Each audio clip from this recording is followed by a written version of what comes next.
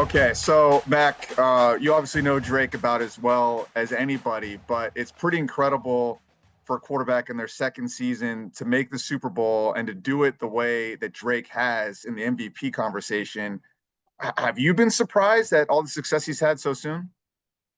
Pat, I really haven't. If you think he came to North Carolina and he was National Player of the Year in his first year. And I think the most amazing thing to me is that he's only 23 years old and he just played 2 years in college. And now he's in his second year in the pros.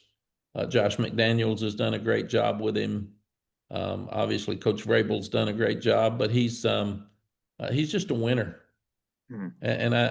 He's got confidence. He's so competitive. He's so humble, and I'm just proud that with all this early success, that he hasn't changed.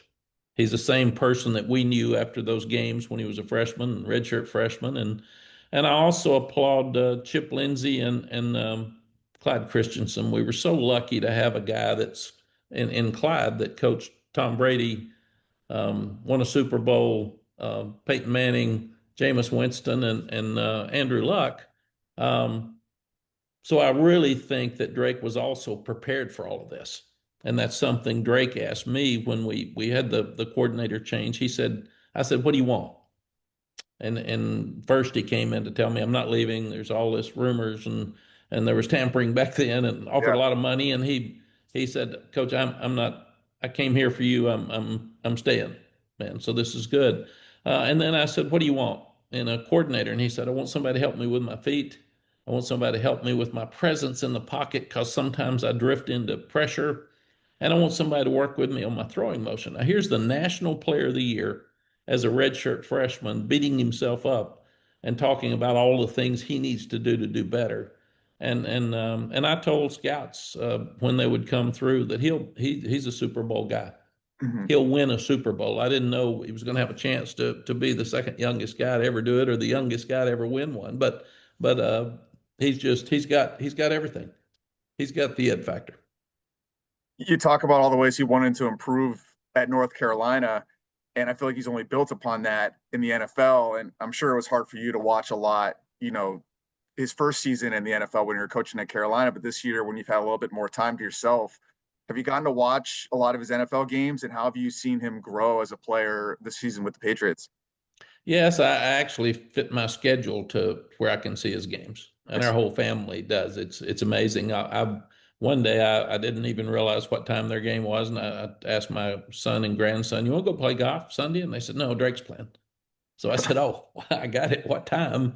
Um, so just it's been really fun for me for all the North Carolina fans that watch him and are pulling for him and so proud of him and I get so many texts during the games just watching him and we've all seen him make the plays that he's making now. He made them in college for us. So when people say, "Are you surprised?" And I said, "No, I saw him come back against Duke twice. I saw him pitch the ball left-handed up at Pittsburgh for a touchdown when I'd never seen it before. And I've seen him scramble and make the plays like he did for the touchdown on the quarterback draw on Sunday and the last play where he ran the naked and won the game basically and put the game away.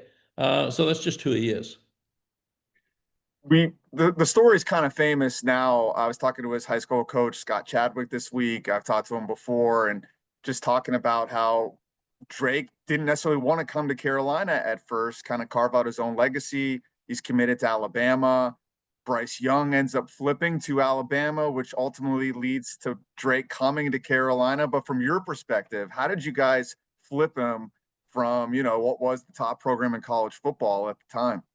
Well, Patrick, I Mark, his dad, actually worked for me. He was a Yeah. graduate assistant for me in my first year. So I've known the family forever. And of course, I saw Luke make the last second shot to win the national championship. And the family's just been a friend. And I've always said the first family of sports in North Carolina is the Mays. The Mannings are the first family in the South, but in North Carolina, that family's been just unbelievable. So I'm in the mountains, I'm playing golf, it's in the summer. I see Drake's name come up on my phone. I'm thinking, great, he's going to commit. And he did to Alabama. And he was like he is. He said, Coach, how you doing? Playing golf? How are you playing? You know, one of those deals. I'm thinking this is good.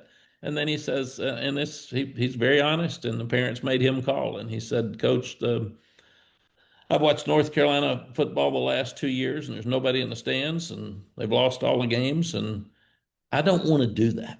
Mhm. My brothers have won championships. I want to go where I can win a championship, and I got it.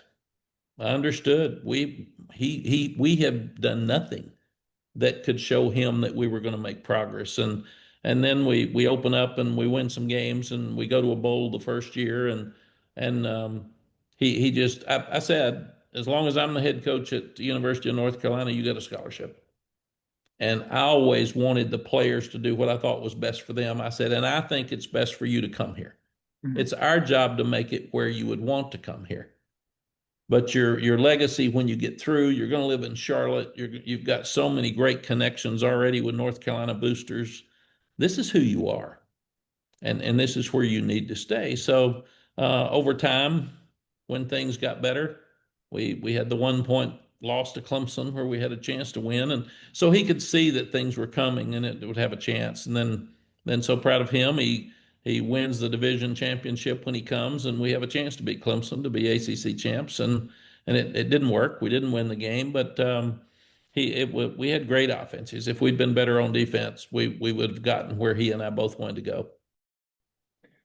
Take me back to the QB battle before Drake's even named the starter, because I was there covering it. And at least from what you guys told us, it truly was a battle with Jacoby Criswell. So, now that some time's passed, and all due respect to Jacoby Criswell, but Drake has become who he's become. So, was it really a battle at the time, or was that just kind of what you guys were telling us? Well, Patrick, it was because Sam played all the time Mhm. and we were in tight games. So Jacoby and Drake didn't get to play. And Jacoby was the player of the year in Arkansas. So he's very talented and a very good player. So you go through spring practice and they look a lot alike. They're both talented, and you still not sure. We were telling the truth. We weren't sure who was going to start when we walked out of there. And then in the summer, I would come back and watch workouts during the vacation time, and Jacoby pulled a hamstring, Mhm. and Drake was winning every race. It was unbelievable how he competed, and the guys just fell into it, and they loved him.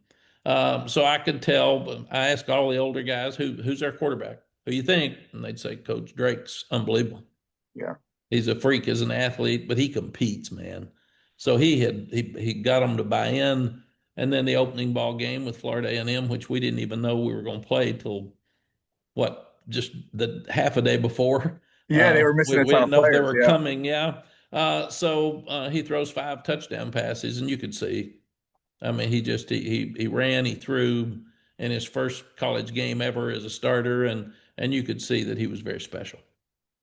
I think the competitiveness is like a common thread among the truly great quarterbacks, the refusing to lose. Tom Brady probably being the ultimate example. And it like filters down to every aspect of life. I think about that story Phil Longo told, I think it was right after Drake got named starter, about playing ping pong on the recruiting visit. They couldn't get him off the table. He would not lose. Do you have another story like that that just shows like the just kind of next level degree of competitiveness for Drake?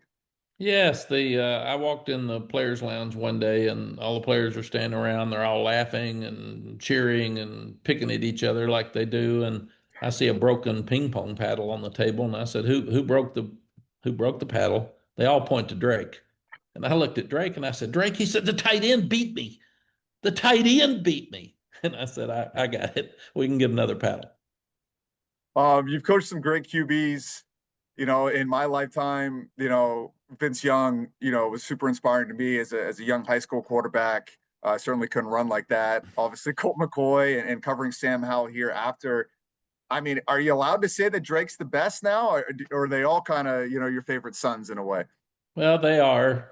Colt McCoy probably would have won a national championship against Alabama, and he hurt his shoulder on the fifth play of the game and didn't get to finish. And obviously, Vince won the biggest game in my career for winning a national championship, so that's special. Mhm. But we had Chris Sims. Major Applewhite. We've just been so fortunate. Sam was unbelievable. Some of the games he won to Yeah. open up as a true freshman and beat South Carolina and come back home and beat Miami, who were both a lot better than we were, to start the year, to have that chance to beat Clemson as a true freshman, made it really, really special. But I think Drake has the upside right now that hope he wins this one. If he doesn't, then there's another Super Bowl out there for Drake. And I think Drake will go down not only being one of the best that I've ever coached, but one of the best to ever play. Last question for you. You've had kind of a year to observe from a different standpoint, and it's crazy to think just how much the game has changed even in a year. And you always had so many different thoughts and opinions about the state of college football. Do you have a solution right now, or is everything okay in your mind? Obviously, the interest is maybe as high as it's ever been. Yeah, the interest is high because we've got the best teams that have the most money that are playing in the playoffs, and those coaches have done a tremendous job of evaluating and coaching. So it's not just the money, Mhm. but if you look at the ones that are playing, they've all got money, and I don't think it's healthy for the players. They should get paid. I don't like the schedule for the players or the coaches. I don't like us finishing in January 19th. You go through a semester at the end of the fall, and then you start in the winter with another semester where you're playing football, and they miss their holidays. And I don't like where we are with our bowl games. The champions of the league champions were 1-9 in the playoffs. So I'm not sure that league championship games are going to mean as much in the future. But I think we don't have a model. We've let NIL get out there without any guidelines, which is not healthy for boosters. It's booster fatigue. It's not. Athletics directors have awful jobs right now trying to find enough money. It's not sustainable. So it's tough for chancellors, tough for presidents, and tough for athletics directors. Really tough on boosters. My booster friend said they're going to get caller ID and quit answering because they're just getting worn out with all Yeah. the ask for the money. And the NFL has a great model in place. So I think we'll start looking at collective bargaining. We'll start looking at antitrust, so there won't be the same lawsuits, and the probably won't have the employment model for the student athletes, but there's going to be something that we can pay them without it being out of control. But also, these contracts are going to start being scrutinized to a point that we're going to have to be more consistent with them. A contract's going to have to mean something, and the players are going to be treated more like the NFL players, and they're going to be treated more like the coaches. When a coach leaves, there's a buyout, Yep. and there's a certain time you can talk. So I don't blame the people that are involved in all the tough things that are happening. I blame the system. And we as a group need to pull together and just look at what's better for the fan, what's better for the player, what's better for the coach, what's better for that huge booster, and then figure out, when we figure out what's best for everybody, then we move forward. But right now, it's just the ones that have the most money and they're doing the best job. There's going to be about 10 of them, 12 of them, and everybody else is going to drop off. And I hate to see us lose the parity that we've had in college sports. Yeah, it's feels like an unsolvable problem, but hopefully some of the powers that be will listen to people like you because you have a lot of great thoughts and great influence. So I appreciate your time, Mac. I could keep you for an hour. Good to tell some stories and great to see you, man.